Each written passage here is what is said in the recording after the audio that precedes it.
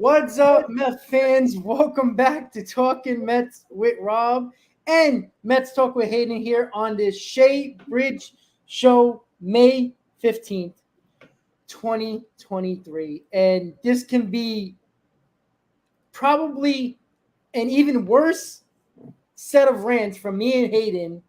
And it was only a week ago where we ranted and raved about this team in a negative fashion. And we're back again on another Monday, another week of bad teams the Mets are facing, and the Mets look absolutely, let's be honest, fucking horrible. Shit.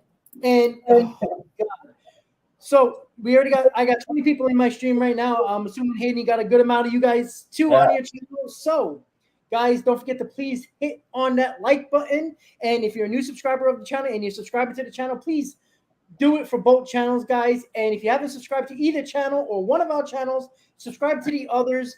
We do all the latest news, rumors, negative rants, mostly positive rants, once in a blue moon in 2023. But the New York Mets have completely failed our expectations 42 games into the season, and it is not looking easy in this homestand coming up against the Rays and the Guardians. We'll get into that a little later.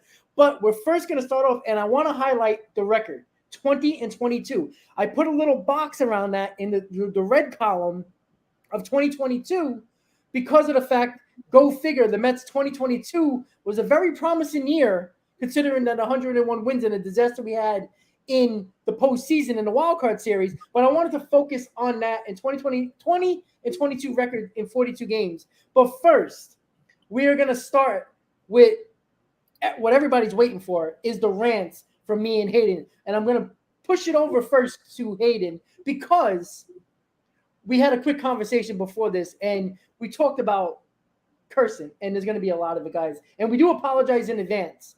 But Hayden, the floor is yours, buddy. Yeah, I mean, I guess what's going on, everyone? Mets Talk with Hayden here. If you're watching on my channel, appreciate it. Rob's channel, appreciate it. Like, comment, subscribe, all that great stuff. I'm going to save the intro here. This team looks like fucking horse shit. And if you don't like cursing, I recommend sign off because I am beyond fucking frustrated from watching this bullshit franchise play these bullshit games.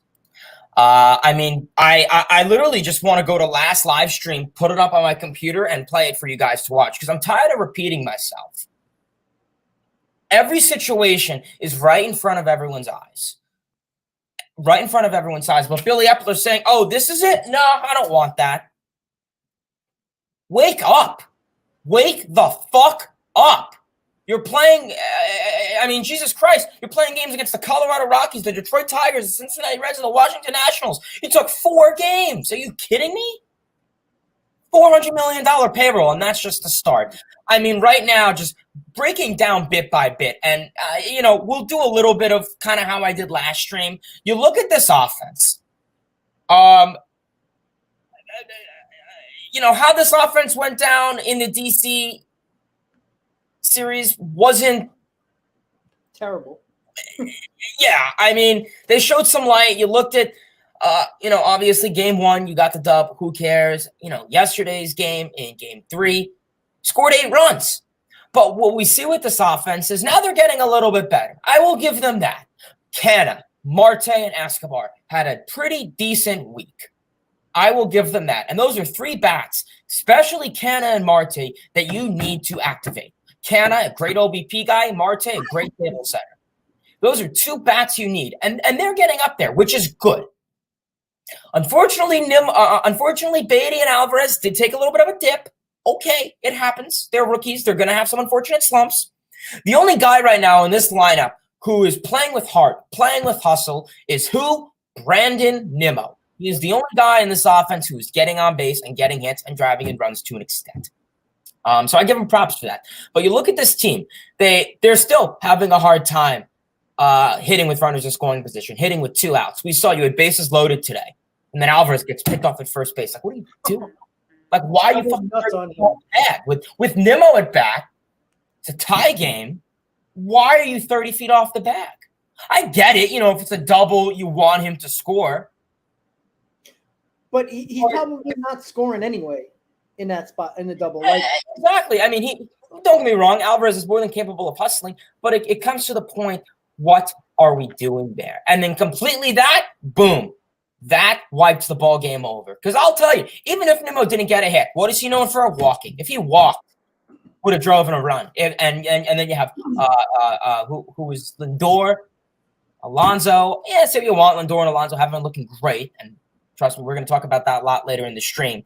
But you look at this team offensively, and they've definitely gotten a little bit better. But the biggest thing is the lack of power. This team didn't hit a single home run in the 4-game series. Look at the Nationals. Look how they score a lot of their runs, home runs and extra base hits. This team needs to stop manufacturing runs and hit for power. But the problem is you only have 2 guys in this lineup that could do that, in Lindor and Alonso. And guess what? They're not playing very well. So it's going to be very, very hard for Brandon Nimmo, who's leading off, to drive in 4 or 5 runs a ball game when no one's on base for him. I'm done with Daniel Vogelbach. Someone needs to fucking send that man to Mars, or I should probably watch what I say on here, but he needs to go. I don't care. I don't give a fuck if Daniel Vogelbach has a 400 OBP. I can give an ass. His job is to hit for power. His job is to hit for power. But the issue is he doesn't pull the ball. And the Mets team is saying, oh, slap the ball, slap the ball, slap the ball. If you look at all of Vogelbach's career, he's pulled the ball, including 2019 when he had 30 home runs. This is a guy who averages 20 to 25 to 30 home runs a season. And right now he has 2. And both of those 2 home runs were in meaningless games where they got shut out. So what's the point with Vogelbach? I'm done with him in the lineup. I can't see him anymore. Honestly, everyone's saying it in the chat. Call up the fucking kids. Call up Mauricio. Call up Vientos. Because I would rather lose with Mauricio and Vientos than Vogelbach and Tommy Pham. Why is Tommy Pham in the batting lineup when he went like 0 for 53? He had 2 good games this series, and everyone's like, oh my God, Tommy Pham. He's ass. He is ass. I don't see the fact, he's garbage. The only thing he can hit is Jock Peterson in the face. It's the only time he can hit something. He is dog shit. This lineup right now is just so bipolar, and that's the perfect term for it. When the offense is good, the pitching's bad. When the pitching's good, the offense is horrible. This offense needs power, and they need to hit with runners in scoring position in 2 outs. Look at the Nationals. You know how many times that they had 2 outs, 0-2 counts, and they were getting base hit runs? And that's another part on the Mets and that's on the Mets pitching staff. They can't get out of situations. We've seen it all this time. Look at the first inning. The opposing team, the opposing team has outscored the Mets like 36-7 in first innings. It's very hard to win ball games when you're always, always, always, always down. The offense needs to pick it up. Alonso, Lindor, wake the fuck up. McNeil, too, because he's starting to see that launch angle swing, and it's pissing me off. Nimmo is doing great. Everyone else, not really. When you look at the pitching, David Peterson, bye. He needs to get DFA'd, send him down to AAA. I'm done. He's 1-6 on the season. He has an ERA about the federal minimum wage in this country. He needs to go. I'm done with the Mets throwing him out there every 5th day, going 4 1/3, 5 runs, 6 hits, 7 walks, 2 strikeouts. David Peterson doesn't give you a chance. Unfortunately, he's not what he was last year, and that's unfortunate. The David Peterson phenomenon, the David Peterson hope, it's over. He needs to go. You're a $400 million payroll, and this is the guy you're throwing out there every 5 days. Last I checked, Jeff and Fred Wilpon didn't own the team since 2019. And it looks like we have Corey Oswalt on the mound. Remember those days when the Wilpons and, Burdick and Wagner never would just throw the, Corey Oswalt on the mound for a doubleheader? It's a joke. And what it really comes down to is because, honestly, I'm done repeating myself about the pitching and the offense. I'm done. If you guys want to know what Rob and I have to say, go back to the 10 last live streams. In the grand scheme of things, it doesn't matter what Buck Showalter or this Mets team says after the loss.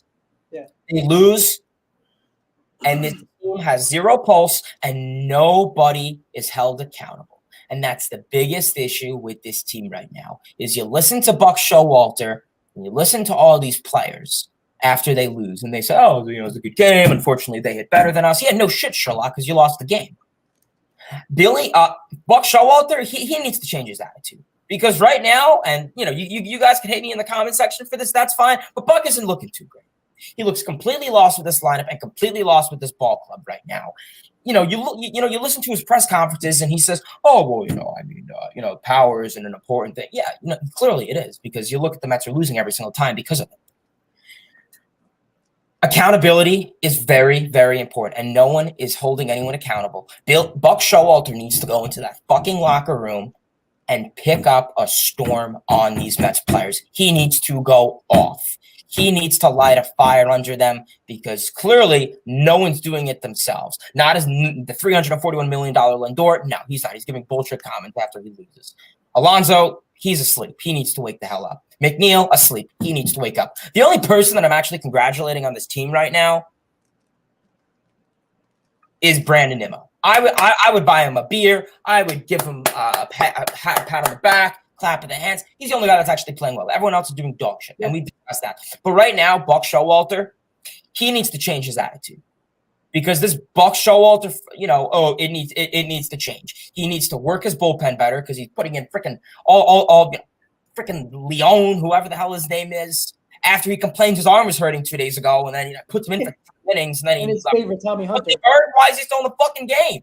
So Buck Showalter needs to really, really start to think things out, because right now, with Buck Showalter, he does not have this team. He does not have this ball club. And then the biggest blame you can go on with is Billy Epler. I'm very curious to see what Billy Epler says tomorrow during his press conference, because right now, Billy Epler looks like the biggest fucking fraud in all of MLB. Running around, I have Steve Cohen's money, even though your wealth in baseball determines nothing. Just ask the Tampa Bay Rays or a lot of other ball clubs that spend all this money, like the Mets and Padres. But right now, I'm very frustrated with Billy Epler. Like I said, same exact lineup as last year, added no power bats. He believes in this lineup, and honestly, if he believes in this lineup, then that's pretty sad. Pitching-wise, you invested in a big rotation, and, well, unfortunately, that's, kind of the consequences of what you have. And, yeah, I'm very upset with this front office right now. I love Steve Cohen, and I'm probably going to get a lot of hate for saying this, but when Steve Cohen's going on Twitter, fighting with the fans and, we won 101 games last year. What do you want me to do about it, Jack? How about you shut the fuck up and you actually put pressure on your GM? So you're telling me the fact that you won 101 ball games last year means that Billy Epler and Buck Showalter's job is safe because of last year? I don't care what happened last year. I care about this year. 2022 was in the past. You choked. You took the L in the wild card. Oh, gone. Goodbye. Focus on this year. Stop, 101 games, this team of success. I don't care. Get off of Twitter. Pressure GM to sign free agents and make moves. Yeah. You have more fucking talent in AAA than this pitching staff and what this bench has. So I'm very frustrated with this Mets team. And it starts with Billy Epler and Buck Showalter holding people accountable. I get it. It's the players that perform, but they need to be held responsible when they don't do their job. So that's all with me. Sorry I went a little off. I'm just very fucking frustrated with this team. Rob, go for it. Yeah, before I start my rant, there was two things you said that is going to be a part of my rant as well. Two things: lack of power and accountability. I wrote it down because I didn't want to forget, even though I wouldn't. But here, you brought up a good point. The last home run the Mets hit, you were right, Pete Alonso in Cincinnati, right? 51 innings ago was our last home run. Now, we can kill the offense. We can talk about the offense. The offense looks a little bit better. But the Mets could have scored 7 runs today and lost. You see what happens when you get a quality start from a pitcher, 2 runs, 1 run, maybe even 3 runs. It'll only take one big hit, just like the Lindor 3-run single. It took one big hit to get back into that ball game. That's one thing. The other problem is what you just said, accountability. There is no fucking accountability with this team. That starts at the top with Steve Cohen wants to have a conversation with Mets fans on Twitter, which you brought up. I don't want to hear it. How about this? Look, we killed Brody Van Wagenen for the stupid trades, for giving up the farm system for Tom, Dick, and Harry. But one thing he did And one thing we saw, he gave a shit. Even though he was a terrible GM, he cared. Now, I'm not saying you have to go in the clubhouse and throw a chair. But Brodie Van Wagenen throwing a chair when, according to all reports, went absolutely nuts. And the Mets actually turned their season around in 2019, winning 15 out of 16, got back in the playoff hunt. Again, it didn't end well, but there was emotion there. There was accountability that Brodie Van Wagenen put on Callaway, and other coaches and front office guys and everybody else. And that's something that is not here this year. Last year, I felt like Buck, he was a little bit more subdued because in years past, Buck always used to call out guys in the media when he was with Baltimore. And he used to call out those guys. I don't know if it's the new thing in baseball that you don't call out guys. You got to love them. You got to hug them. You know what Mickey Callaway says, oh, you got to hug them. You got to love them. You got to bang them, whatever you want to do. But at the same time, when there's no accountability, what pressure, what are you going to do except, oh, I'm not going to play this guy today? Are you not playing this guy because they suck? Or you're not playing this guy because, oh, I want to get Escobar a day in the lineup. I want to get Pham batting fourth in a game where you probably need to win a freaking series. You haven't won a series since the last time you won a series was against the Dodgers in mid-April. That is unacceptable, especially with the teams you face. All of them under 500. And when it comes back to accountability and with Buck Showalter, again, I love the hire. I'm not going to be the one to say, oh, I didn't like the hire. I'm not going to lie and say I didn't like it. But there has to be, when there's no accountability with the coaches and the manager, why would the players have them go back and forth about their accountability? You know, is Lindor going to talk to Alonso and say, hey, we got to pick it up. We're the big boys here, right?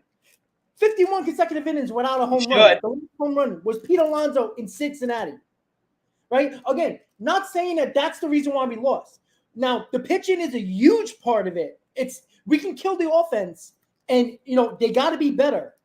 But when you're constantly behind, as Hayden said, when you're constantly behind every single game, we were down 6 runs by the 5th inning today, right? The best team in baseball, with the Mets are facing in the next 3 days, the Rays, score 6.5 runs per game. They would have lost that game today. When your pitching staff gives up an average of 7.5 runs per ball game, and you're scoring 4.5 to 4 runs per ball game, which should be more than enough to win some of those games, you're not winning none of those games. There is no margin for error with this offense. If the offense, in the last 5 days, right? What was it, Detroit and Cincinnati? The last game in Detroit and the first game in Cincinnati, we scored 12 runs in those 2 games. We got outscored 20-12. You can't win ball games like that if you're constantly behind. You see what happens when there's a quality start. The Mets win those ball games.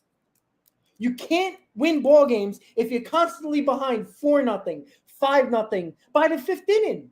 And then you expect, now the pitcher is out in the 4th or 5th inning, and you have to come back, number one, with your offense. And now you're not going to bring your big bullpen arms in the 5th inning. You're going to use the Tommy Hunters of the world, the Santanas, the Reyes, the back end of the bullpen guys who suck. And you expect them to hold them to 4 or 5 runs when you're trying to come back? Of course the opponents are going to tack on runs. So if the Mets scored 3 runs, now it's 8-3. Now it's 9-3. Now it's 10-3. You're not going to win ball games like that.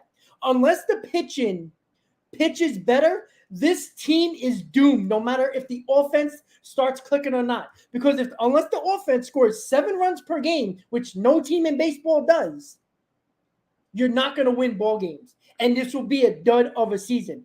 The pitching has to be better. We saw some signs of Scherzer actually looking like he could still pitch in Major League Baseball. That's one game. I'm not going to go crazy against the Nationals. Let me see him do it again. Verlander, very good. I wouldn't be shocked if it's a good game tomorrow. The Mets will probably lose because they probably find a way to lose because they find ways to lose in every single way. One day it's the offense not showing up. One day it's the pitching not showing up, starting pitching, and then one day the bullpen decides to give up runs. Every day the Mets find a way to lose ball games in another fashion. And until they fix, number one is still the glaring need is the starting pitching. Until that gets figured out, and I can get 3 or 4 or 5 quality starts in a row where the offense actually has a chance of winning the ball game, nothing's going to happen with this damn team. And I appreciate everybody who want to be positive, and I try to be positive. I get criticized on my channel for people criticizing that I'm too positive. I'm not trying to be positive, but let me bring up one positive thing. And it's very minuscule, and I brought it up during the game stream. The Mets in this 20-game stretch have been the worst team in baseball. In reality, losing the majority of those games in the last 20 games, the New York Mets, from the Braves series, after the Braves series, there were 7 out after that Braves series in the division. It's been what? 3 series, 4 series, 2 series after that, or 3 series. The Mets gained a game and a half from the Braves in the division. They gained a game and a half from the wild card spot, the third wild card spot, and gained a game in the top wild card spot. They've done nothing to benefit from those standings, but somehow the Mets are still at that point in quote-unquote striking distance because the National League has been terrible. The Padres, who have been a healthy team, are worse than the Mets. And it has nothing to do with the Mets in general. But the fact that the Mets are still in striking distance in the division where they shouldn't be, they should be 11, 12 games out by now, the way they played in the last 20, 25 games. But the Braves have been losing, haven't been winning series, have been getting beat up by better teams. Well, I wouldn't say better teams, but they've beat one team this year over 500.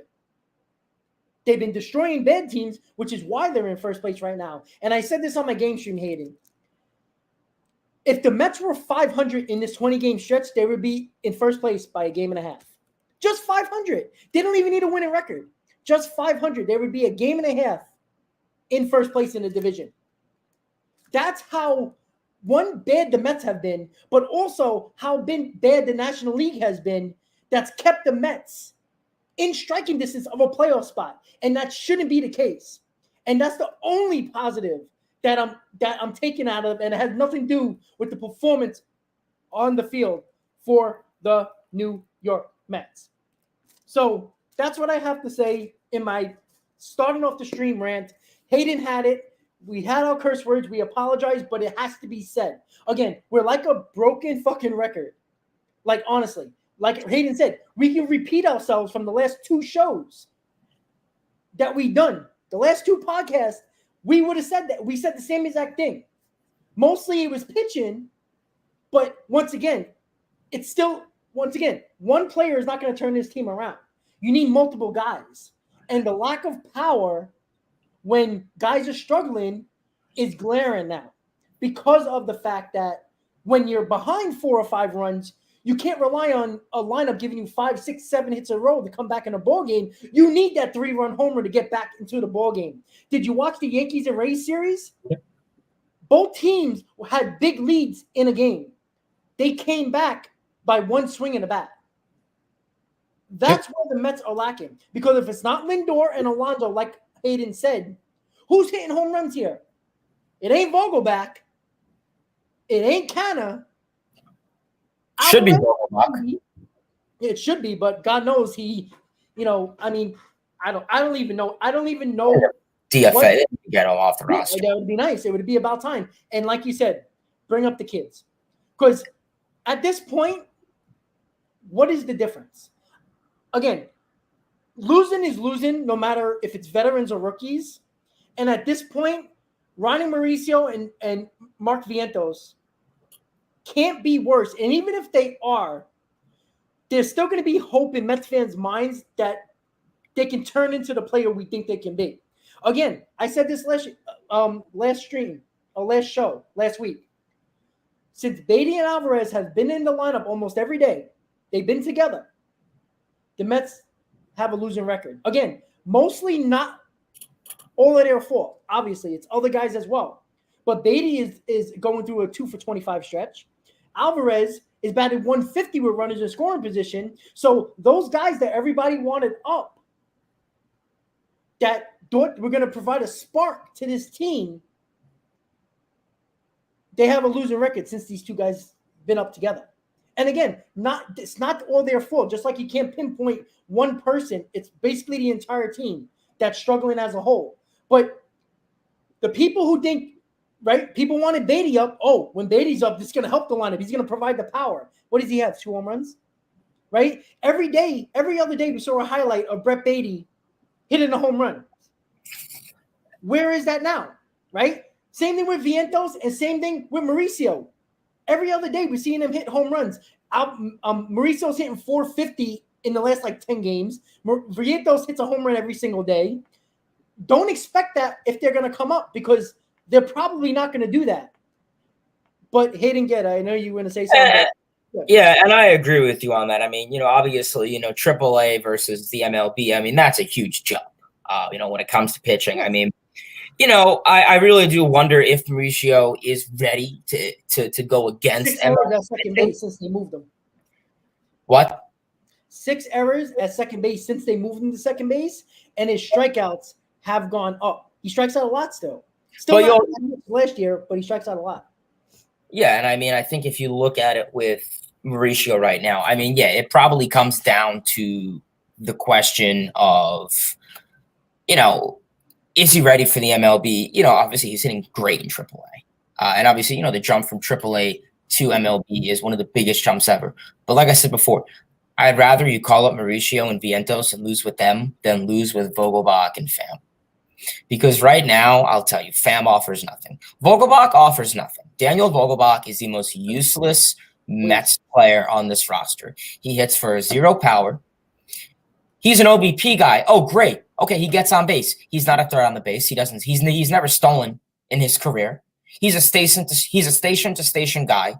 I mean, you saw there's a routine play, or not even a routine play, but a tough light dribbler that anyone else on this Mets team would have beat out. Even Alonso would have beat it out. He can't even beat it out. He offers nothing. He doesn't offer any speed. He doesn't offer any power. He's an OBP guy, but he gets on, no threat on the base, station to station. He doesn't play a position. He's useless. I would rather them at least call up a guy like Mauricio, like Vientos, and at least show off their power. At least let them hit the ball hard. Because like I said, Vogelbach, 2 home runs this year, and they're both in ridiculous blowout games that have determined nothing. Yep. He's a useless player on this roster. And honestly, obviously, I blame Billy Epler. I blame this Mets front office. I blame this Mets coaching staff. He's a guy who should be pulling the ball and could easily get a lot more line drives, and the ball can carry out of the ballpark, especially considering, I don't know, they brought the right field wall in, I don't know, fucking 10 feet. I don't know if the Mets coaching staff is stupid or blind, but maybe someone needs to remind them that. So yeah, I don't really know what the situation with Daniel Vogelbach is. I don't know why the Mets continue to, and I really don't know if Buck's kind of saying, you noticed he's putting Can at first. He's DHing Alonso.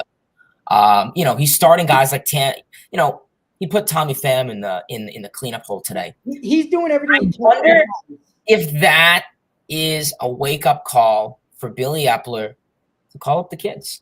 That this team needs roster construction. I feel that's a wake-up call. I don't think Buck Showalter is trying to verbally say it, but I think that's kind of him saying, listen, Epler, what else do you want me to do? We're not winning. I'm putting guys in stupid situations. Call up the kids. And you saw it last week. They put Escobar at second, Ken at first. I think this is Buck trying to put pressure on Epler. But I think the issue is Buck Showalter needs to fucking speak, and Buck Showalter needs to understand it's okay to trash talk people. He is the coach. If I'm a coach and my player's if my player's not doing well, I'm going to be honest with them. I'm not going to sit there and get on my knees for them. I'm going to tell them what it is. And I don't know if Buck Showalter does that in private versus the TV. I think he should be a little bit more open in public about it, put pressure on them. You know, Billy Epler's a fucking moron. If it was up to me, I would fucking to have Billy Epler gone. I would personally buy him a plane ticket and send him to North Sentinel Island or something. I don't freaking know. My point is, this front office and the coaching staff is not holding people accountable, and there's no sense of urgency. Like I said, you listen to Buck Showalter, the post-game interviews. They're a fucking joke. He says, I thought we went out there, we put up a good fight. What fucking game are you watching?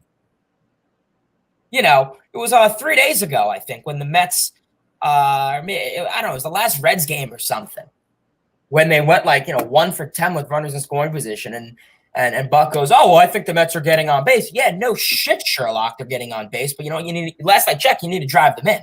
And then when Buck Showalter's sitting here telling me, obviously you need runs to win ball games. Yeah, no shit, that's how baseball works. You need runs to score. Oh, wow, I didn't know that. Really? So it's very, very frustrating when I watch this Mets front office and this Mets managerial staff not hold anyone accountable. I think that is the first step. That is the root to fixing the problem. They need to hold their players accountable. If someone's playing bad, if Lindor goes 0 for 4, maybe at the press conference, don't be like, I thought Lindor hit 3 good balls. They just had great catches. That's a bullshit response. And I think you and I and everyone else on this channel knows that. You need to put pressure on your players. And like you said, Billy Epler, everyone thinks Billy Epler is a moron. That's been established. I'll give Brody Van Wagen props. Like Rob said, you can say what you want about the trades and the lack of spending. At least he showed heart for this team. He went into that locker room 4 years ago and went on a rant, went off, threw a chair. What happened? They won the next 14 of their 15 games. Billy Epler is sitting there. He has his dick up his ass. I don't know what he's doing. He is lost. And the fact that Billy Epler thinks that he has trust and faith in this lineup, then he's an idiot. And you know what? I'm sorry, and I'm sorry to all of you that I told you guys that I had confidence in Billy Epler a year ago at this time. I apologize. Because the fact is, he looked a good year ago. I don't know what happened in the span of a year. I really don't know what he did in the span of a year. I don't know if he hit his head. I don't know if he started taking stuff. I don't know. And to answer the question that's on the screen, abso-fucking-lutely, he should be fired. He should be fired now. He should be fired at 8:33, Monday, April 15th. He has no sense of urgency. He failed last year's trade deadline. He failed this past offseason. Who did he acquire this offseason to really spark this team offensively? Tommy Pham. Who else? Who did the Braves get? They got Sean Murphy. Last I checked, he leads the NL in the league in RBIs. Justin Verlander has only made 2 games, which you can only do so much about that. Look at all the other teams that sign players. Look at JD Martinez with the Dodgers. He's been doing pretty well. It would have been great if he was a fucking option, a power hitting DH. Oh, no. We want Vogelbach to be an OBP. Remember, they talked about his back that they didn't like. Wait, what? They talked about his back. Why didn't they sign JD Martinez? Yeah, look at David Vogelbach. It looks like he has a fucking back issue. He doesn't swing the bat. He stands there. That's another thing with Vogelbach. He swings like once every 2 minutes or once every 2 games. He stands there like, swing the bat, dude. Move. So honestly, I'm done with Epler. And I'm done coming on these streams, repeating myself, saying the same goddamn things. Rob and I guarantee you, if you go back to this stream in the past, this is probably episode number 5 or 6. It's like the last 3 streams have been the same exact stuff stated. And I'm done constantly stating it. You know what? The front office doesn't hold anyone accountable. The players have no hype. This clubhouse seems boring. The Mets seem boring. Tell you one thing that Steve Cohen could do. He'll probably make football more interesting in New York, because I guarantee you everyone, and I said it before, I'm waiting for the Bills to report to camp. And then I'm counting down the days. So you know what? If that's what Steve Cohen wants to do, and let him continue fighting with the fans online. I won 101 games last year. What do you want me to do, Jack? I don't care about last year. I care about this year. I don't care about last year. That's completely When irrelevant. they were supposed to care about last year, they didn't do it at the deadline. Yeah. And I was going to say, and that's really interesting that the fact is that this front office takes so much pride into last year. Really, the deadline where you choked, where you didn't do anything, how you choked in the NL East, how you took an L in the wild card series, that's what you take pride in. I get it. It was a great season. Don't get me wrong. But build off of that. Correct. Build off of that. You saw, you didn't really get anyone at the trade deadline that helped you. It was a similar roster to what you have now. Maybe think, build off of that. Say, okay, we need power. In the wild card, we didn't hit for power. Let's get power. I'm done repeating myself. Honestly, I'm done repeating myself. Buddy, you said it just in that second rant of yours. Right? We talked about this last week. That is there a difference of opinions from Showalter, Epler, or Cohen? And he just said, Buck give a subliminal message today with the lineup today. Batten, Pham, cleanup, Canna, fifth, DH and Alonso. Like stuff that you probably wouldn't have seen. And I called this lineup today the Buck Showalter special. Because if you look at last year, during getaway days, he puts up a lineup that's very odd. Where people that never should be batting third or fourth, he did this a lot last year.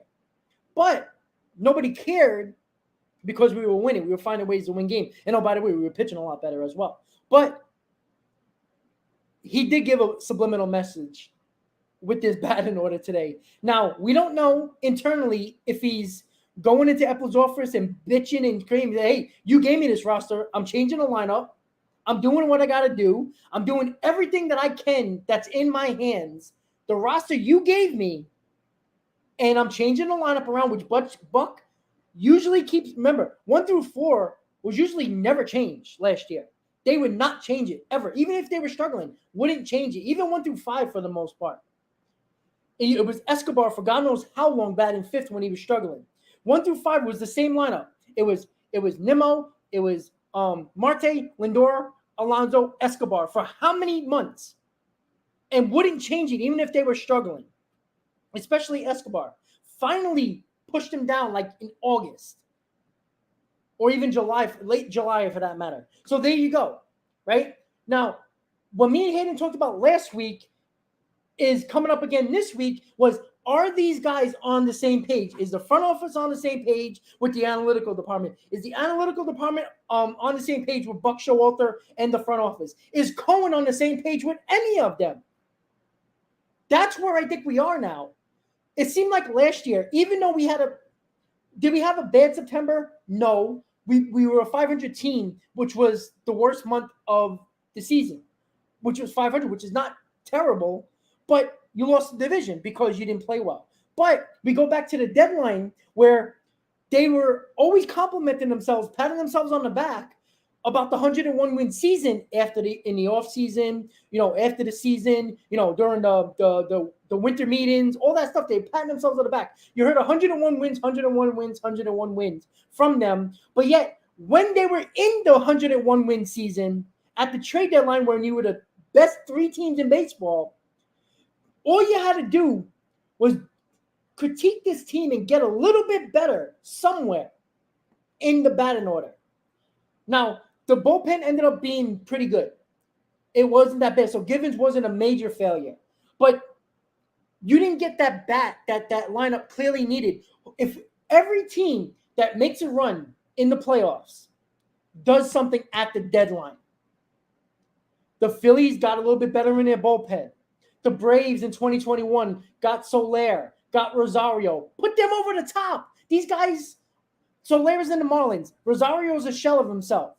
Soler was the MVP of the World Series for the Braves. 2019, they got better bullpen in the Washington Nationals. You see it's a trend.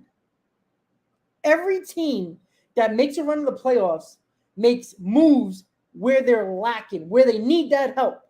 The Mets did not do that. And don't give me the nonsense, Ruff has a slugging percentage of 380, 400 against lefties, Vogelback against righties, on base percentage. If I got to hear on base percentage one more time with a fat fucking Vogelback, You're wasting your time because you saw what happened when he's on the base pad.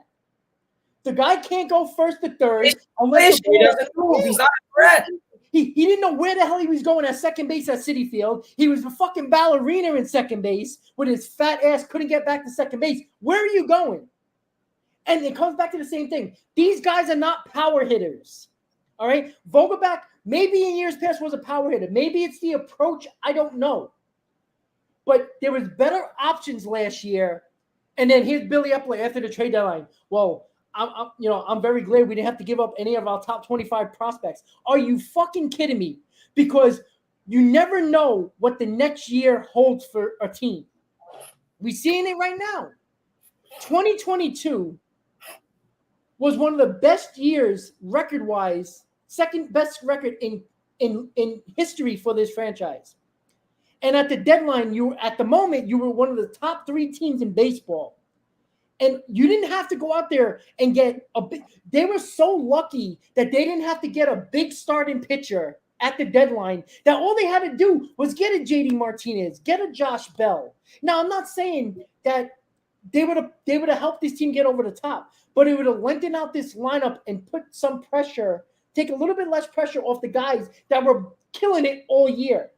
You saw Lindor, you saw Alonso broke down in September. They didn't get a day off until the middle of September. Those are guys that, yes, they can play 157 games. Each one of them either played 162 or 161 games. In an era now in baseball where everybody gets days off. The MVP of the American League, Aaron Judge, played, 153 games last year? Even he had 10 games off. You got to give these guys days off. And you put the pressure on them because as soon as Marte went down, the offense changed for the worst. Their number 2 hitter, who was a table setter, wasn't there. And now that lineup last year really revolved around. Remember, Nimmo wasn't having as good as he is this year. He wasn't as good last year as he is this year. So you lose Marte. Now Nimmo had to be that extra table set. Nimmo struggled in September. He was still good, but what you needed from him, you needed him to pick it up a little bit more because the lack of Marte not in the lineup because of the injury. And now the focus is on Lindor and Alonso, and they failed. No matter if they were tired or not, too bad. They didn't get it done. But you didn't help them. When a team knows they're one of the best teams in baseball, as the Mets were last year at that time, and you don't do anything at the deadline to improve that team. Now, I'm not saying drastic. I'm not saying the Yoenis Cespedes move. They didn't even need to do that. A mid-level that is a guy that can put some power in this lineup or a run producer, somebody. It showed the team. How you feel if you're Pete Alonso and Lindor or whatever guy in this on that roster last year, and you're sitting back in the deadline. Here comes Givens, Ruff, Nate Quinn, and Vogelbach. How does that excite you? It doesn't. So you put the pressure all on the guys that were one of the best teams in baseball all the way up until August. And then when they had one injury, they couldn't recover. And that's where it came back to haunt them in September. The lack of moves at the deadline, at least offensively, hurt this team down the stretch. Because when Marte went down, one of your best offensive players in 2022 was gone in September. So now Lindor and Alonso had to pick up the slack when they did it all year. Coming back to this year, you did nothing in the offseason to improve power in this offense. Correa, oops, that wasn't even an Epler decision. Cohen tried. So Epler was in bed when Cohen was trying to steal Correa from the Giants. So Cohen had to get off his ass on vacation in Hawaii to do the job he's paying Billy Epler to do. And you want to know the interest? The phone for fucking Correa. Not saying that Correa would have worked out, but at least Cohen fucking tried. Where was Epler? Jerking off in his bedroom? It's ridiculous. Billy Epler should be fired. And if he's not fired, then guess what? The blame is going to start going on Cohen. All that happy-go-lucky, oh, Cohen is going to slowly turn negatively towards Steve Cohen. So those nice questions towards Cohen on Twitter, DLS, 3 days ago, 2 days ago, are going to turn to Cohen turning off his comments. It's going to happen. It's going to get big. Because sooner or later, if you don't fire Epler and Buck and this team don't turn it around, the fire is going to be on the heat's going to be on Buck and Epler. And if they're still there, at least Epler, still there by the trade deadline, if this team doesn't turn it around, the hate and the negativity is going to go towards Cohen for the first time in his young ownership of the team we love the most in the New York Mets. Yeah, and I mean, I think it's really interesting that you bring up the point of, what does Billy Epler hold and what does Steve Cohen hold? And right now, I guess what really infuriated me this past offseason, when you looked at it, was when the Mets signed Carlos Correa. Obviously, Cohen went to Twitter and put, something around the lines of, we finally got our last piece of success, or the cherry on top. And then when that deal kind of fell through, well, what does that make the team look like now? Does that mean they're not successful because you lost Correa? Yeah, I mean, I think Billy Epler's a moron. I met him in back-to-back spring trainings. I wish I spit in his face and called him an idiot because, and I made a joke to him. I was like, let's go out and win a World Series. And he's like, yeah, hopefully. Yeah, hopefully not, is what he was probably thinking. Yeah, Billy Epler needs to be held accountable. Like I said, he failed last year's trade deadline. He failed the offseason. He brought the same team in as last year, the team that is limited in power. Power's big. We said it a million times. Power is big. Look at all the teams that the Mets have played so far. The Tigers, the Nationals. They hit home runs, and what do the Mets do? They sit up there and they jerk off with the bat. Like, Pete Alonso, 13 home runs. Great. But that's one person. Yep. Yeah. I'm just point done with Epler. Personally, I think he was more of a placeholder GM until a guy like David Stearns came in. Listen, people have this fantasy of, Epler came because, to get Ohtani. Well, unfortunately, you shouldn't be bringing in a GM to acquire one player. That's a pretty shitty. I agree. 2 years away. That's a shitty decision right there. I mean, even I can tell you that. You can't bring in a GM in hopes of landing one guy. That's the most stupid thing I've ever heard of. When it comes to Cohen, I think my thing with Cohen is, I don't know if I should say this or not, but, I think nowadays, if you look at baseball, money is one thing. It is what it is. It doesn't matter if you're the richest owner in baseball or the cheapest owner in baseball. If you have a Mets payroll or a Rays payroll or a Pirates payroll or a Yankees payroll. Point is, if you have the intelligence and the right guys to perform, it gets the job done.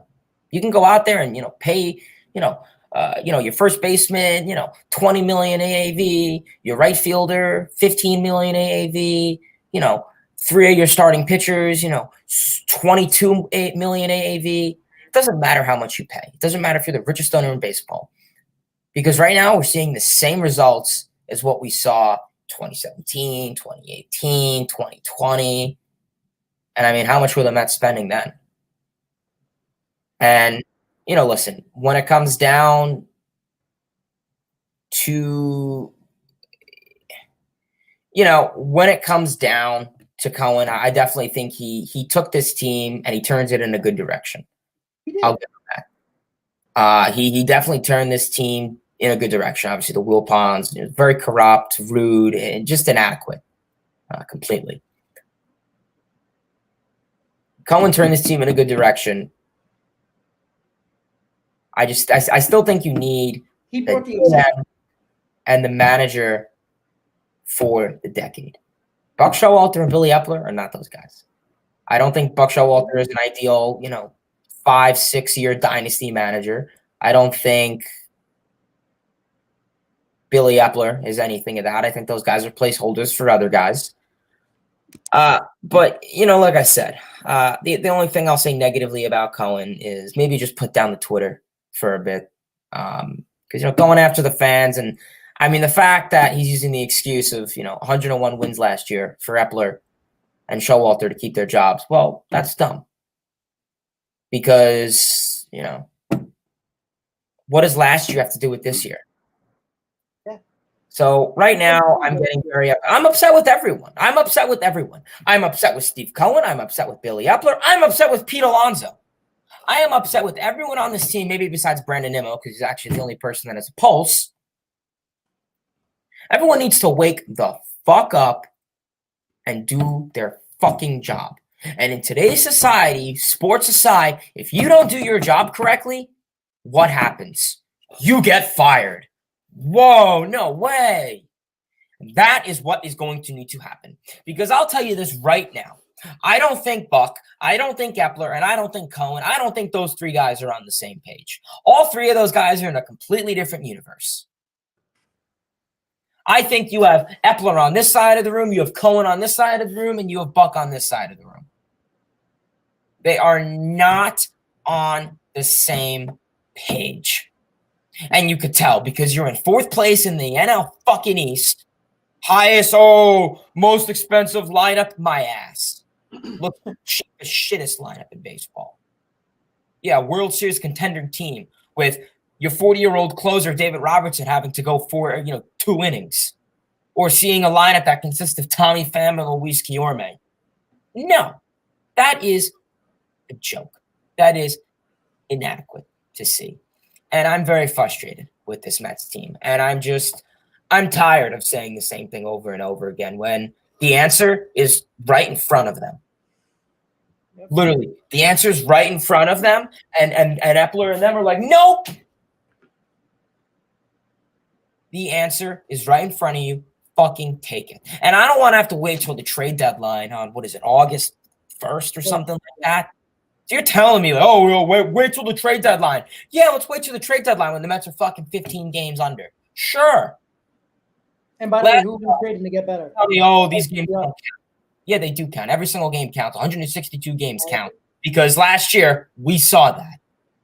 So right now, I wanted to bring up Hector's point. I know you're seeing in the chat about Epler and not blaming Cohen. Okay, if you don't want to blame, this is where Hector, your argument goes by the wayside. And again, I love you, brother. I know you for a long time. Listen, Steve Cohen brought in Billy Epler. Again, no matter who didn't want the job. Remember, Porter got fired because he wanted to send dick pics to women. Right? That was the whole idea, right? That's why he got fired. He probably would have been a good GM. I think he would have been. But unfortunately, you can't have a guy like that running your team. David Stern was the next guy on the list, but because of his contract, the Mets couldn't get him. So Billy Epler was the last one standing. The only guy that was available at that moment, remember, it was coming, I think it was right before the winter meeting, so they had to get a GM by that time. So they did. So Billy Epler was the only guy. He had experience. Fine, he failed in the Angels. All right. You know what? GMs are recycled nowadays, right? I mean, how many places Dan Dabrowski has been? How many places Epler's been? Prior to the Angels, he was under Cashman. GMs get recycled. You don't see a lot of new GMs pop up out of nowhere, right? So with that said, if Cohen is only keeping Epler after Billy Epler failed at the deadline when you had the best team, one of the best teams in baseball at the deadline last year, and failed in the offseason to get the glaring need for 2 years was power, and you didn't do that, but you want to keep Epler for Shohei Ohtani. How are the Angels doing with two of the best players in all of baseball in Mike Trout and Shohei Ohtani? Two best players in baseball, and they can't get out of their own way. So Ohtani is not going to change this team. If this team wins 81 games, is Ohtani going to make us win another 15 games? I doubt that. What is his war going to be? I hate analytics, but what is his war going to be? 5? Oh, great. So we win 86 games with Ohtani. How many years was DeGrom the best pitcher in baseball, and we couldn't even make the playoffs with him? And we couldn't win games. We couldn't score. if Cohen keeps Billy Epler, which is the biggest detriment, if Cohen says, I got to keep Billy Epler around because I want Ohtani, then all the blame is going to start going on Cohen, because you can't keep a GM who has failed at a deadline with one of the best teams in baseball, and in the offseason, which is the same need that they needed for a year and a half. And you don't do that. That's a fail. You can't keep that guy on for Shohei Ohtani, where there's still a 50% chance of him coming or not. He think he's going to come because Billy Epler is here? Come on. That's ridiculous. He's going to come here if he wants to come to New York and take the most money. I do think Cohen will give the biggest offer. But if he doesn't want to come to New York, then what are they going to do? Epler's not going to change that. I'm sorry. Epler? Also, I mean, what point is it to keep, like I said, why are you going to keep one GM in hopes of getting one player? So let's just say hypothetical, right? Let's just say Shohei Ohtani gets an extension with the Angels or signs somewhere else. Then what's the point of keeping Epler then? The one you're just going to fire him? I don't really know the reason to why Cohen chose Epler. I think experience. That's what I was thinking. I mean, obviously, when the Mets signed Epler, remember, it was right before the winter meetings. They needed a GM because they had nobody. Right. And, that was before the lockout, true. And you look at his resume, he has some good, he has some bad, and he has some ugly. He got fired after losing 5 straight losing seasons with the Angels. I think the biggest ick that kind of stands out is the Rendon extension. He signed Anthony Rendon like 5-6 years, pretty large amount of money, like $200 million plus. And last I checked, Rendon is not very healthy, and when he's on the field, look at the numbers themselves. And that was one thing that was brought up to me when I discussed when the Mets signed Billy Epler, and it was like November of 2021 or something like that. And that was something that kind of stuck in the back of my mind. Yeah, I get it. He found Ohtani, whatever. But I think right now, when you look at what Epler's done, his job is no doubt at risk. I mean, the fact I hope so. Yeah, and I agree with you, Hector. I mean, literally, last trade deadline, Darren Ruff, Tyler Naquin, and Daniel Vogelbach, they did good for a week or two, and then that just fell. And, when you looked at a lot of the other teams in baseball, who did they trade for? The Padres. Well, they got Juan Soto and Josh Bell. Look at Juan Soto. He's finally actually doing pretty well in San Diego the last couple weeks. He's been playing well. Josh Bell is with the Guardians now, but that's besides the point. Teams made moves. This offseason, the Braves got Sean Murphy, leads the league in RBIs, or leads the NL in RBIs. The Dodgers, they got a couple bats. They got some of their rookies, and they also got JD Martinez. The fact that Epler wanted to go, and I don't know who it was exactly, but they wanted to turn solely on the prospects. They wanted to stay internal with the DH. And as soon as they publicly came out and said, we are going to stick internal with the DH, that is immediately then when I said that is an issue.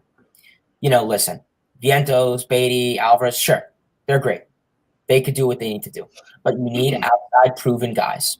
Like I said, I don't care if Daniel Vogelbach has an ex-WOBA of 380 against left-handed pitching. I don't care. Well, right-handed pitching. He's horrible against lefties. I don't give a crap.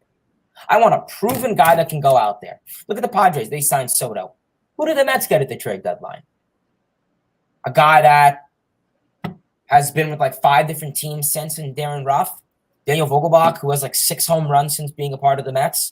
And is Tyler Naquin even playing MLB? I think he's still a free agent. So, yeah, big brain Billy Epler. I don't understand that question. So the real question is, if the Mets continue, do you put Max and Justin? I don't think they will. The Mets are not trading them away to a contender who might be a part of the National League. Because just think of it this way, right? Who's going to take on that contract, number one? And number two, why would the Mets trade away? They're not benefiting from that. So you're going to pay most of their salary and get back nothing for these guys. That doesn't make sense. Like, you're not helping the cause, because there's no pitching coming out of the farm system after this season right now, most likely. And the free agent pitchers look at him, not very good. So where are we going to get people from the rotation? Is Jeff McNeil going to pitch? Is Luis Guillorme going to pitch? Maybe we should sign Darren Ruff to let him pitch. Right? That's the problem. Look, the Mets put themselves in a hole. Again, I think Justin Verlander is going to be fine. I don't think he's going to be an issue. Now, we'll see what Scherzer's going to do. I think if the pitching turns around, this Mets team has a chance. But the Mets are not selling. If they do sell something off, it might be a bullpen arm that might have a year on his contract or something like that. Maybe they might trade out of Vino if the Mets are out of it and trying to get maybe a top 10 prospect back for an Ottavino if one team is really desperate for a reliever. Maybe even Robinson, knowing that Diaz will probably come back next year. But we're not there yet, right? Let's not worry about getting rid of people and selling, because I don't think the Mets are probably going to do that. Maybe little guys here and there, but the big guys aren't going anywhere, right? Justin Verlander is not going to get traded because he's probably going to have a good year, and the Mets are going to want him back. If Scherzer pitches better than he has, or I'm not saying vintage Scherzer, like beginning of the year Scherzer last year, but good enough where he gives us a chance to win every ball game, you're not trading him. And again, we're not out of anything, guys. As bad as we've been, I just went over it, right? The Braves are playing now, but we're 6 games out of first place after a 20-game terrible stretch. The Braves haven't been knocking down the walls. They haven't been winning games. They haven't been beating better teams. They just lost 4 in a row. The Mets couldn't even improve on that. If the Mets took 3 out of 4, we would be 4.5 games out of first place and in a wild card spot. That's only 1 game. And again, a week can make all the difference in the world. Get it, but I'm sorry. No, I was reading. It says we're a quarter into the season so far. I did not. Yeah, wow, that's pretty 3 quarters left. Yeah, that's good to know. Yeah, that's not good. We'll see. Like I said, I mean, the Mets have had so many perfect opportunities. Like I said, at this rate, I don't care for the division. I'm hoping for a wild card spot. Like I've said 1,000 times, it doesn't matter if you win the division.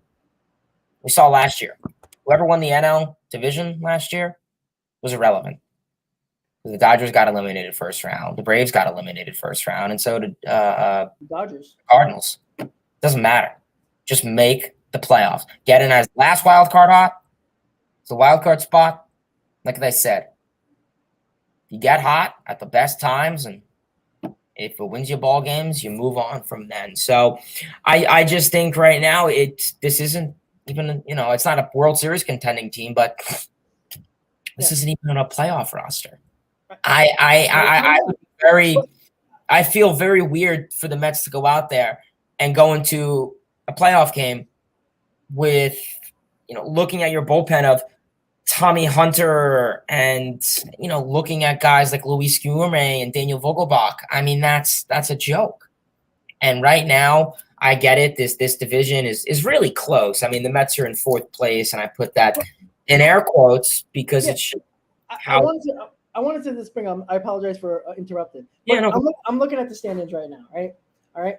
Now, the teams that everybody's talking about contenders in the NL and in the National League: Phillies, Milwaukee, St. Louis, the Dodgers, San Diego, and I'll put Arizona in there, right?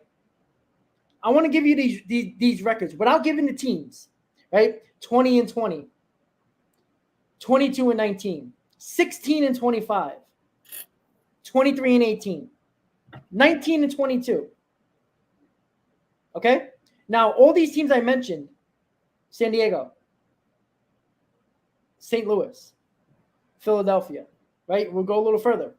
Arizona's 23-18, but I don't think anybody believes they're going to be around 500. They might be a little bit worse, but if they are, great. But teams that are contenders, that everybody going into the season, we're going to contend for playoff spots. Every one of those teams, except the division teams. Don't worry about the teams that are winning the division, because the Dodgers got a 3-game lead. I think the Dodgers are going to win the division at this point. Milwaukee's probably going to win the division because there ain't going to be no contest in the Central, right? The Braves are probably going to win the division in the NL East. So The Mets only have to focus on teams that are just around the same record as them, either a little bit worse or a little bit better. It's only a 2-game difference, 2 or 2.5 game difference from the first wild card spot to where the Mets are right now in the wild card, which is a game back from the last wild card. That's the hope. And people are talking about, oh, how are they going to, have a stretch like they did last year to get to 85 wins? Well, the way everybody's going for a wild card, 82 wins might actually win you a wild card spot. So that's the hope that we're hoping for at this point. Again, it's not a lot of hope, but you have to look at it from that perspective. If you looking at it just about how many wins they might have, well, these other teams are in the same boat. Now, the Phillies are 20-20, right? The Mets have played 2 more games than them. So they got 2 games in hand, right? 20-20. To win 90 games, they got to have 70 wins out of the next, 120? So they got to go 70-52 or 70-50 something? And guess who's got to do that too? Pittsburgh. St. Louis has to win about 85 games, 80 games to get to 90. They win 75 games to get to 90 wins. Are they going to do that after they're 9 games under 500? Right? The Arizona Diamondbacks, 5 games over 500. Are they going to stay at that pace? Okay, they're leading the number 1 wild card spot with Pittsburgh. Are those 2 teams going to hang around? If they don't, they probably won't. Right? So there you go. Those are the teams you're chasing. We are chasing the Arizona Diamondbacks and Pittsburgh and Philadelphia, who are all around the same records, a little bit better and a little bit worse, or about the same. So if you take out the division, the Mets are in the hunt with every other team that has the best team that is in front of the Mets in a wild card has 23 wins, 3 wins more. So where are the Mets gone? That's how bad they are. So no, they don't have to win 90 games. They don't have to win 87 because 68 wins would get the Diamondbacks to 91 wins. Are they going to win 68 more games? So the last wild card spot might be exactly a 500 team. They might win 81 games. It's a joke, but you're in the playoffs. And all you got to do is get hot at the right time, what Hayden said. At this point, just get into the playoffs. As bad as the Mets have played, at the moment, the Braves are playing right now. They're 5 game backs out of the division. They are, 1 game out of a wild card spot, 2.5 out of the first wild card spot. So nobody's done. As bad as they played, again, if the Mets played 500 baseball in this last 20 games, they would be leading the division by 1.5 games. I did the math. And they would be leading, if they weren't winning up in the division, they would be in the wild card up 2 games. That's where the Mets are. As bad as they played, it shows you how bad the other teams are right now. And right now we're literally chasing the Phillies, the Diamondbacks, and the Pirates. The Mets are not, the season's not over in 42 games, the first quarter of the season. Because in this same stretch, I guarantee you, if they play 500 ball in the next 40 games, they would be in a wild card spot right now. I can guarantee you that because I don't think the Pirates or the Diamondbacks are going to be sustainable. Because you're going to see the Padres probably pick it up a little bit, so they're going to beat down on the Diamondbacks most likely. The Dodgers are going to beat down on the Diamondbacks. They're going to start losing games. The Pirates, right? Weren't they 10 games, 11 games over 500? They're right back to 2 or 3 games over 500, 4 games over 500. They're right back where they're probably going to be. The New York Mets are not done. Again, you can be frustrated. You can be pissed off just like we are. You can rant, curse, bitch, moan, complain. The Mets are not done yet. Until they're mathematically out, which most likely they won't be until the middle of September at worst case. The team is not done yet. Again, do I have any faith in Epler? No. But that doesn't mean that the guys that we're talking about, Lindor, Alonso, Canna, the pitching staff, plays better. It doesn't matter. The New York Mets are not done yet. They look like shit. Their record over the last 20 games was one of the worst in baseball. Yet, I just gave you the standings. I don't want to repeat myself again because Hayden probably punched me in my mouth if he saw me in person. But it's not over yet. It doesn't look good. But at the rate all these teams are going in the National League that are fighting for a wild card, each one of them might not even get to 90 wins and be the first wild card. 89 wins, 87 might get the first wild card. You know? Yeah, and I think if you look at baseball right now, I don't know what it is, and like I said, pitch clock, certain things. I don't know if it's been me, but I feel offense hasn't been as boosted as they expected it to be from the pitch clock. Offense, I was looking at it, OBP, average slugging, OPS. A lot of it's the same as last year, and a lot of stats are down. The only stat that has gone up is stolen bases, and I think that's a mixture of things. I think that's the pitch clock and the pickoffs. So I think you have maybe there's three reasons to why stolen bases is going up, but it's not like the pitch clock is doing a sole thing. And right now, when it comes down to it, a lot of the teams that are good are not doing well. You look at it, the San Diego Padres, 19-22. So they have a worse record than us. And how much are they spending on their team? Arguably a little bit more than us. Dodgers 26-15. So they're doing pretty decent. I'd say you could argue. But those teams are probably going to win the division. Like Milwaukee has no competition. Right. If you look at the Central, I know Central. The Cardinals are 10 games under 500. Yankees are just a couple games over. That division's really tough. Astros. They're only a couple games over 500. The Phillies are 500. Baseball this year feels very different. And I don't know. I just feel like when I'm watching games, the Mets, the Dodgers, whoever, it feels much different. And I don't personally, I hate the pitch clock. I've said that for a while now. I've said it since it came out. When I went to spring training games, I'll be going to games this summer more. I hate the pitch clock. I think it rushes the game. It makes it feel more rushed. And, they talk about it making the games quicker. Sure. But the quality of the game is just an hour and 57 minutes. That's a joke. If they're going to keep prices the same as they are, if they're going to go on and continue to do this crap, personally, I don't really think attendance is going up. Maybe at the game, sure, but TV-wise, it's not. Attendance has not been going up. Offense has still been the same. Besides stolen bases, and that's a mixture of the pickoffs, and the bigger bases. Baseball, I don't know. And I don't know if it's the Mets aren't doing well and high expectations. The Padres aren't doing well. But I just feel like baseball isn't as interesting this year compared to last year with a lot of people. Remember, they wanted the game to go quicker. They wanted the pace of play to go better. But it has not making the quality of the game better. The average, everybody was talking about the average. Nobody cares about average, but all of a sudden they're going to bring up average when it comes to the pitch clock. Oh, the average are 10 points higher. Well, guess what? The average is back to where it was last year. In the first week, it did, yeah. The pitchers were getting used to it, but the pitchers are getting used to the pitch clock now, and now the average is back where it was. Like you just said, the stolen bases are the only thing that has changed because of the rules. That has been better. But other than that, strikeouts are at an all-time high still. The average is the same, so the shift really doesn't matter at this point, right? Home runs are what they are. So if strikeouts, home runs, and average is basically the same, the rule changes are for nothing, except quicker games for the same price of admission. That's a problem. And again, I want to see quality baseball. You can't change the quality of baseball. You know why quality of baseball sucks?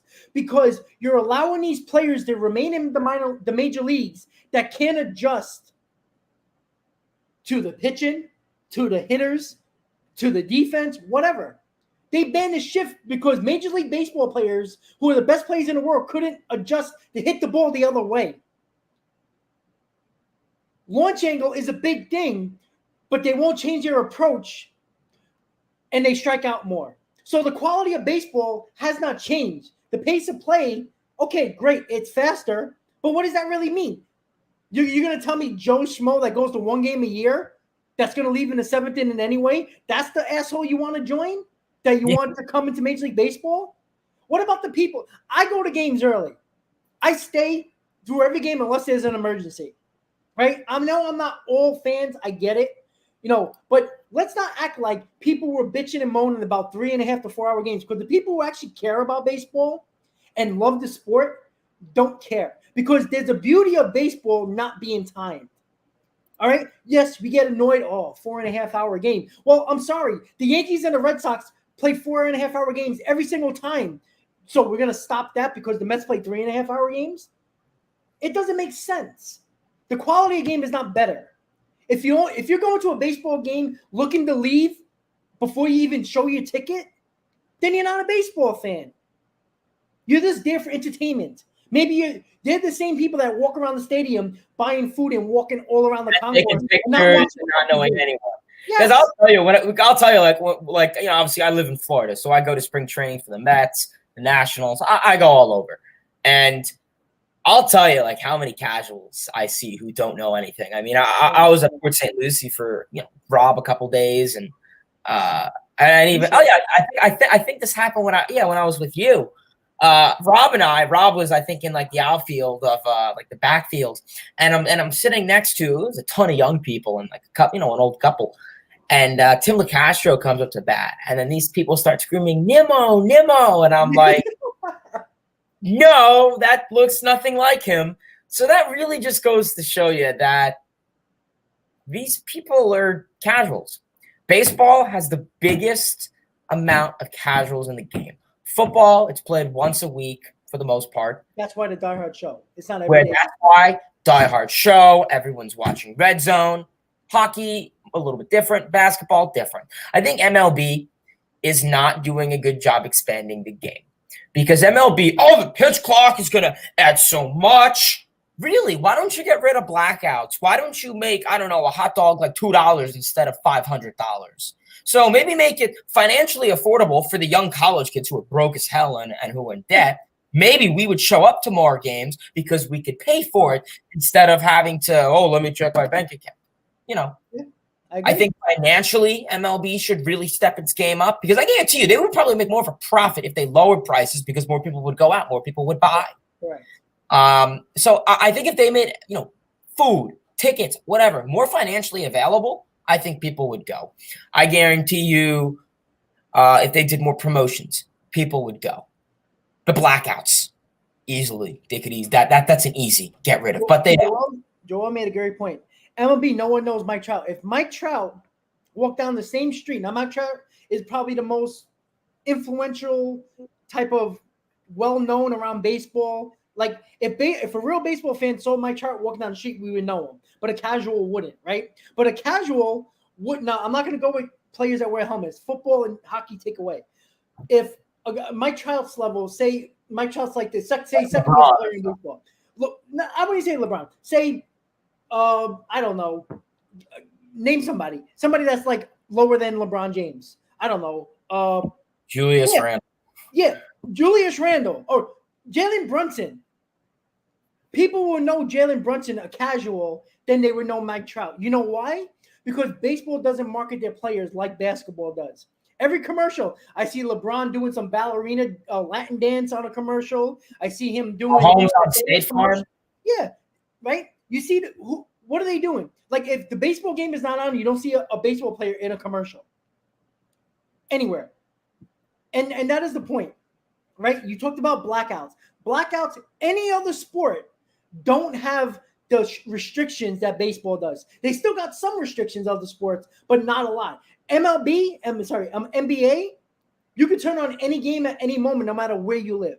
Yeah. That's why basketball has become bigger than baseball, because of that. And there's a lot of people who live in other states who don't support the teams. I mean, me, I live in Florida. I'm a Mets fan. I'll tell you, in Florida, you have Mets fans. You have Red Sox, Phillies, Yankees. Heck, there's Dodger fans down here. There's if they play in Florida or somewhere close to Florida, you're going to get blacked out and you have to listen to Marlins announcers or Tampa Bay announcers. People want that. And then they also have stuff like, and if you look at baseball and then you have the Apple TV and Peacock, that's horse shit. You got to get rid of those. These announcers have no idea what they're talking about. I mean, this is how they announce the game. They're talking about like food, and then like, and that's a fly ball hit by Jeff McNeil, and that's a home run. And then that was like 2 minutes ago. And then, the Peacock, Apple TV games, they're a joke. Nobody watches them. Honestly, when I see the Mets are playing them, I'm going to have a frown on my face because I can't wait until the Mets play on Apple. Oh, yay. Those because they're horrible. I mean, the Mets and Nationals, I think, did it for the first time last year. Jeff McNeil hit a home run. That home run call was the most pathetic call that I've ever heard in my life. And they probably were talking about that Brazilian restaurant or something for like 5 innings. They talked about and they missed like so many catches and hits and just commentary. And that's another thing. MLB needs to expand more on ABC, NBC. They need to have more games on ESPN, Fox, TBS. Those will get people watching because I see all the other sports on there. Peacock and Apple TV, if they had good announcers, I think it would be good. Well, Apple if they had like good people, I think it would be good. But these are losers. These are people I've never heard of. These are people that are fans. Like, listen, I'm a fan. Does that mean I'm going to be an announcer? I think I do probably better than them because they're sitting there talking about Brazilian food and dogs. Like, I don't care about that. That's great, but I care about the baseball game. So I think that's the issue with baseball right now is MLB thinks they're doing a good job expanding the game. Actually, I don't even think that they think they're doing a good job. Because right now, if you look at it, no one cares about baseball in Florida. Playing it, sure. But MLB, no one cares about it. I don't see any famous line from people that the casuals or the people that never watch, but it's boring. Yeah, you don't understand it, and your attention span is like 3 seconds. That's why you can't understand baseball because it's boring. It's not boring if you know what's going on. There's strategy. Basketball, they go up and down the court. There's no plays anymore. Just shoot up a three. So people love that because the attention span is like 4 seconds. Football is contact. It's violent. That's why people love it. And football is once a week. So that's why people love it. That's the thing. And I think also if you look at just baseball, I really do think financially would be good for attracting to the youth. Because I'll tell you, I see, as a college student, there's so many young people who are very invested in sports. And I see people. I was at the beach last week and I saw someone with the Jazz Chisholm Jr. jersey. And I went up to him and I was like, "Oh, you a Marlins fan?" He's like, "Oh, no, I just like the jersey." I'm like, "Oh, do you like Jazz?" He's like, is he a good player?" And I'm like, "Yeah." I would have punched. So it's like that goes to show you. And you see guys with basketball. I would have stole his jersey and brought it home. Yeah, I should. Well, I actually don't have a Jazz jersey, but it's like you see, got the football or basketball. Oh yeah, that was a great game. Good catch, good layup. Whatever other analogies you want to use for that. That's the issue with baseball is they're not appealing to the younger generations, and that's the issue. I looked at it where the average viewership age for baseball was like 40 years old. Yeah, it's about that. What? And I looked at basketball, hockey, football, and it was like 29, 30. And that's the issue. You want to attract the younger people, make the games financially affordable, and start expanding, promoting, and have more like giveaway stuff, like the Marlins. Obviously, I live in Florida, so I'm trying to figure out how to go to Marlins games. Like they have like Taco Tuesday deals where on Tuesdays it's $25 for a ticket. You know why they do that though? Because they're trying to get fans in the seats because they never do. Oh, like do it. Regardless of what your attendance is, do it. If that's gonna get people. Well, don't Phillies have like dollar dog nights? Even though they throw the hot dogs, but they buy them. It's money. And I guarantee you, tell me what the attendance is for those games. Yeah. Well, Philly, they sold them games out. I think it's on Sundays, it's like dollar dogs or some shit like that. But that is the thing with marketing. Like it just doesn't make sense to me. And it comes back to the fact, with the restrictions and this and that. And I wanted to, what the hell was I going to say about basketball? I totally forgot. I don't know. Oh, about social media, right? We all know why the oldest, like you said, the average age for a baseball fan is like 40 something. Well, the problem is when you go on Twitter, and even NHL is doing a better job with this, is why they're getting more popular, almost more popular than baseball. Not ratings wise on TV, but games going to. Excuse me. Because go on social media and try to find a 5-minute highlight package of all the games. The NBA does it, the NFL does it, and the NHL started to do it.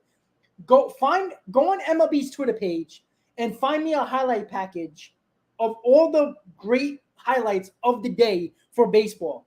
You have to go on MLB.com, not even on the streaming, not even on the social media pages, Facebook, Instagram, TikTok, Snapchat, Twitter. Go on any of them. MLB has no highlight package of the best plays or the best, how teams scored, a big home run, a big catch, whatever.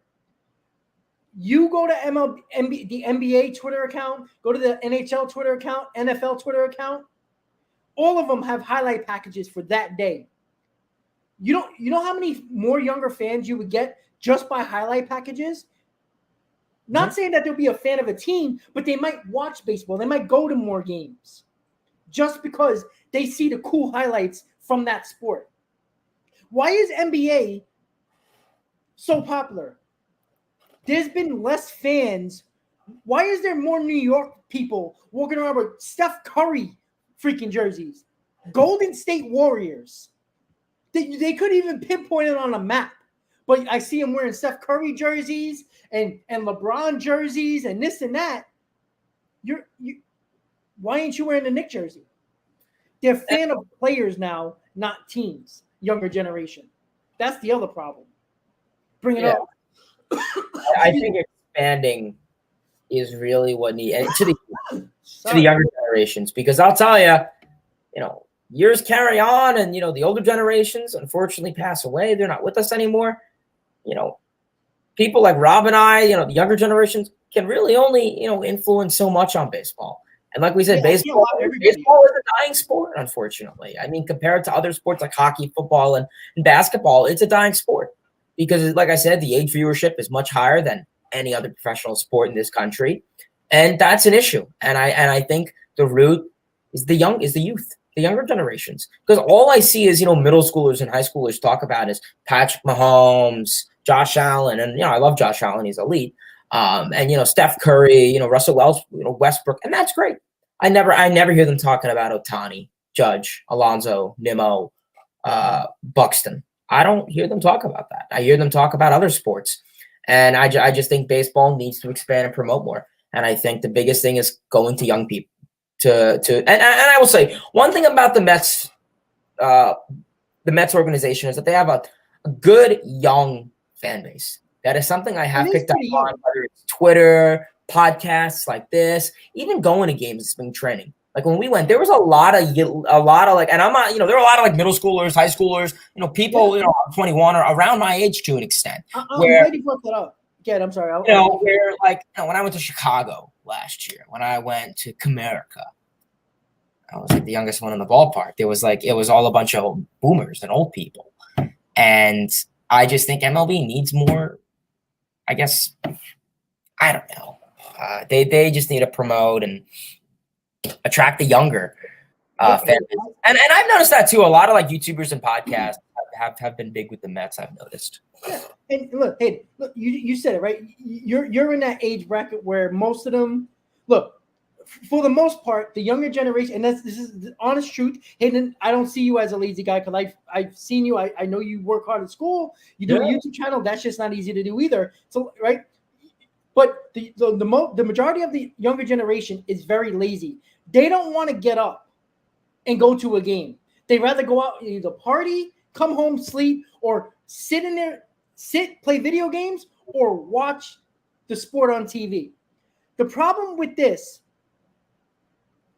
younger generation is that they're so focused on social media where Major League Baseball is lacking badly.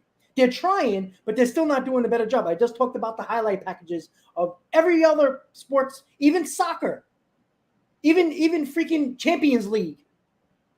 You go on their Twitter account, highlight packages for the day. The problem with when people talk about, they want it fast, they want it, baseball slow, that's the reason why. That's nonsense. The reason why is because you can turn on any channel. I find more Premier League soccer games all over the channels in New York.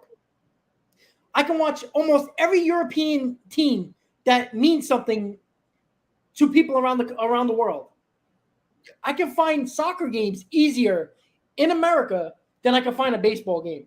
And even if I do find a baseball game, it might be blacked out. If I live in New York and a Philadelphia Philly fan, guess what?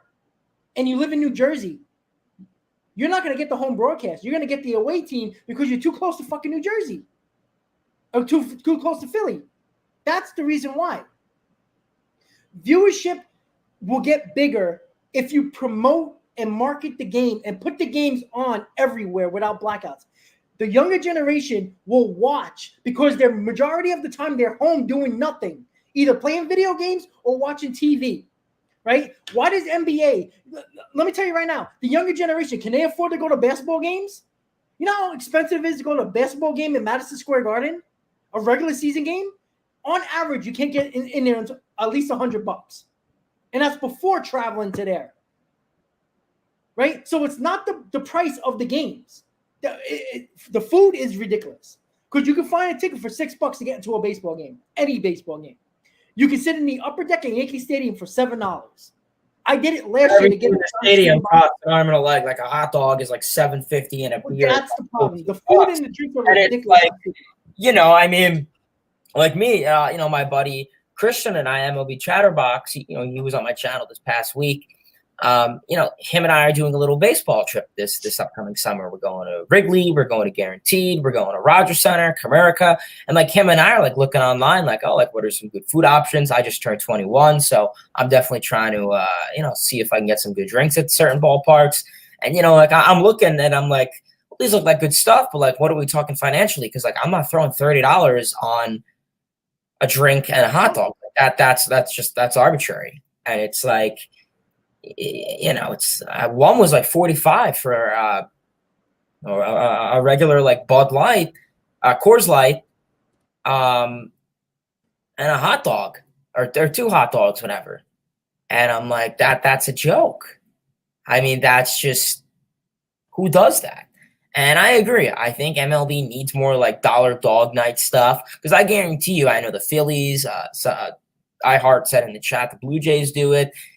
I guarantee you, if you tell me when those games were, and if we search up the attendance of those games, I would say they were pretty darn high. I would say if it's 40,000, 35,000, I would say they did pretty well. I missed that part. What? I missed that part. The last part you said about what was the attendance you were talking about? Like the attendance for dollar dog nights and stuff. I would say the Phillies and Blue Jays and the teams that do it, I would say they do pretty darn well. Oh yeah, absolutely. Any day of the week. And make a good profit. No, so they all do it on the weekend, but still, on average, they probably, will the Phillies get 30,000 on a Saturday night, Sunday night, whatever? Yeah, most likely, maybe even a Friday night. But yeah, if you did like you just said, dollar dog night, or $5 for a chicken basket, or something like that, or dollar soda. Even for the adults, if there's like a I don't know, like a happy hour or something. I don't know, like an alcohol deal and a happy hour, or like I said, like the Marlins, they have the Taco Tuesday. It's a ticket, a beer, and 2 tacos for $25. And honestly, that's a pretty good deal. They also have like a 4 for 44 combo, so it's 4 tickets, 4 hot dogs, 4 sodas, 4 popcorns for $44. I mean, that's pretty good. Like I would no doubt do those, and obviously because I live in Miami, so I'm looking at my friends and family, and I'm like, let's see what good promotions they have. And then I look at the Mets, and it's like, what do they have? And that is something, listen, I give them props. They definitely did a lot with the the college tickets and stuff. I have to kind of look at that a little bit more closely, but yeah, I think MLB needs more promotions, and financially it needs to be more friendlier, because I'll tell you, whenever I'm walking around the ballpark, all I do is hear people complain about the price. That's all I hear. That is like straight up, like straight up, like I'm in the bleachers, I'm in the seats, the person behind me, $45 for this. Like that's all I hear.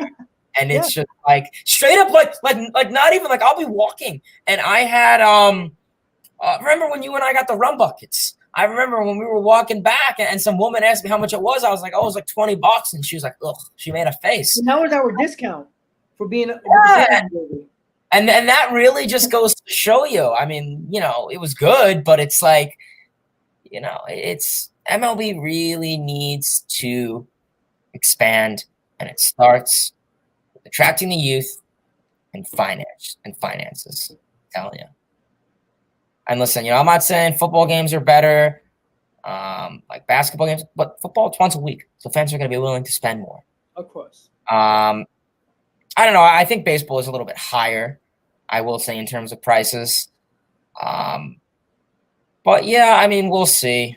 Like I said, we'll see. But yeah, that's really all I got.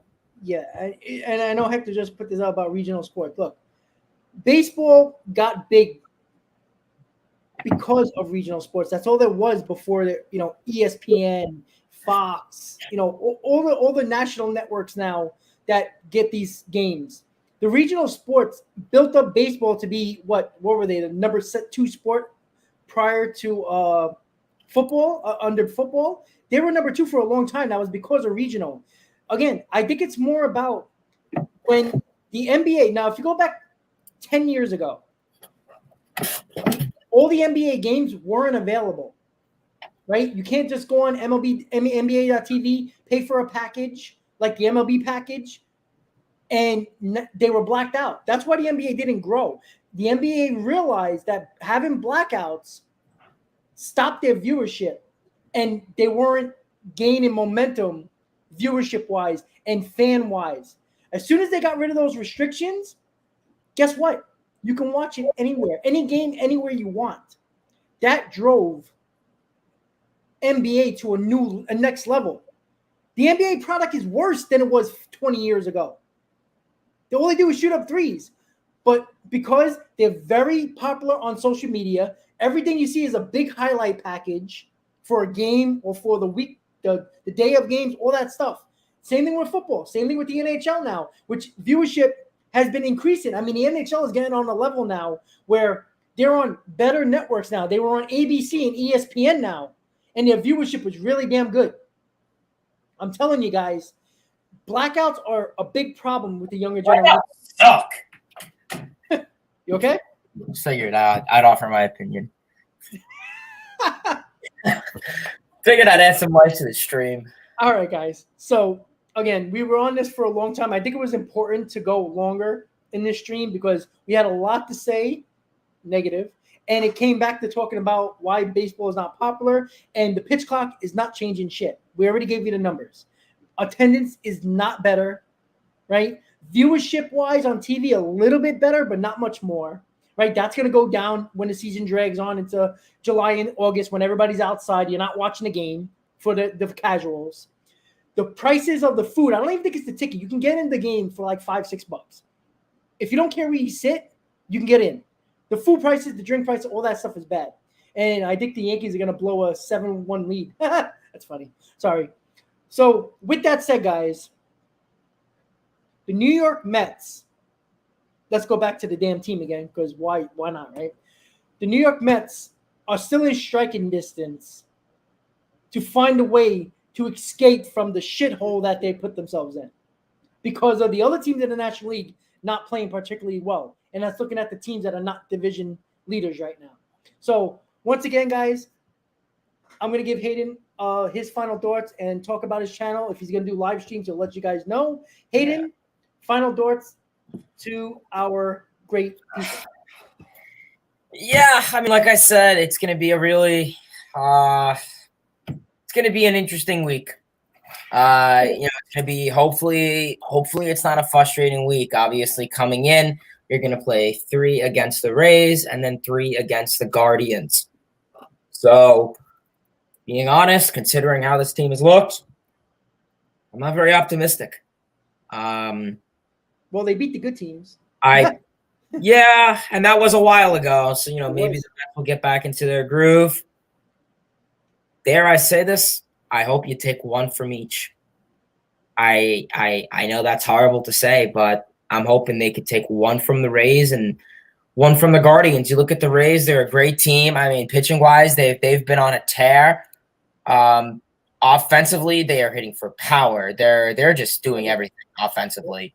So, like I said, they're going to be a challenge to face. You look at the Guardians; they're a team that doesn't score a lot of runs, but their pitching is very good.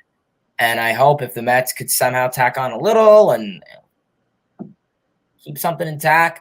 But as of now, I'm not very optimistic. So I think the Mets could take one from the Rays and one from the Guardians. If they could take two, tip of the cap. But I don't know. And then you play the Cubs after. I don't know. They're both at home.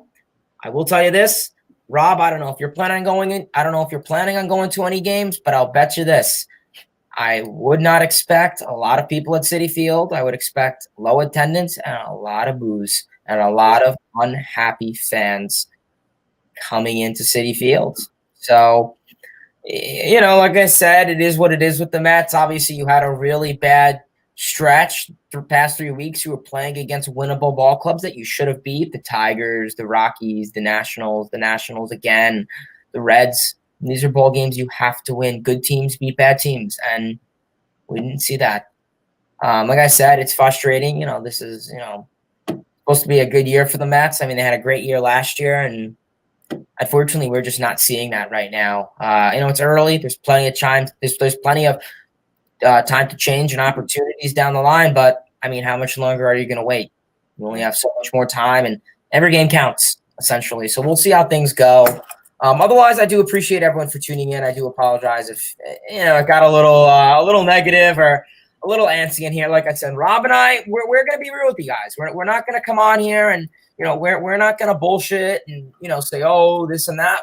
We're going to speak the truth. Pete Alonso's playing bad. I'm going to come on here and tell you he's playing bad.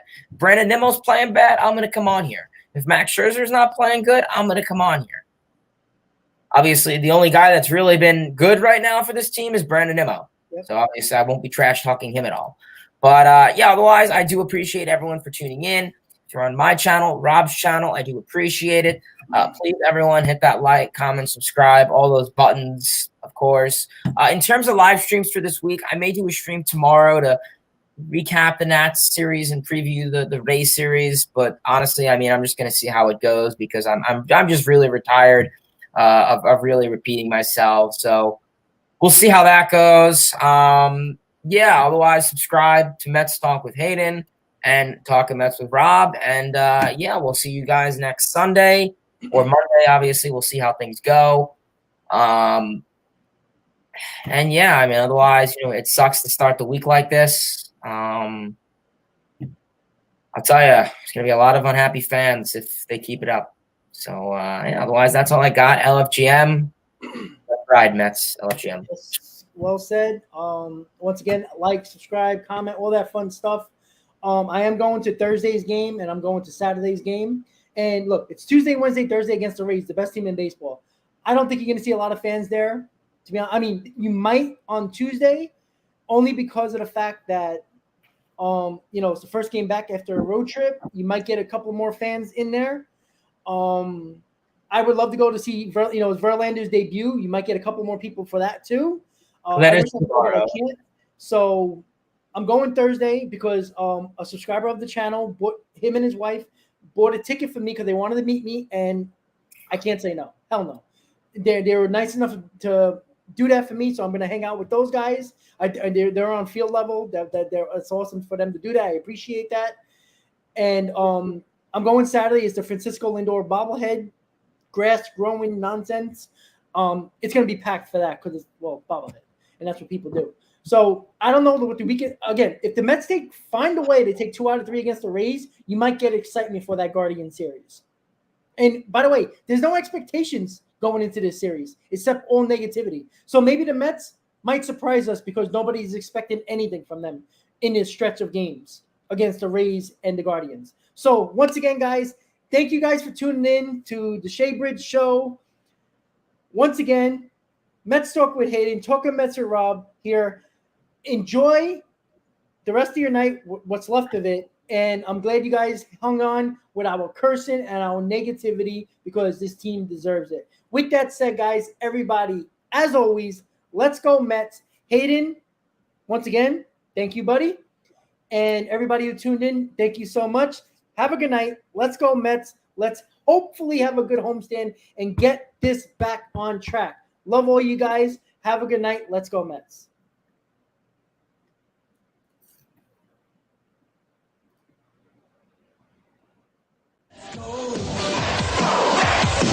This is the Mets here, for all your Mets here.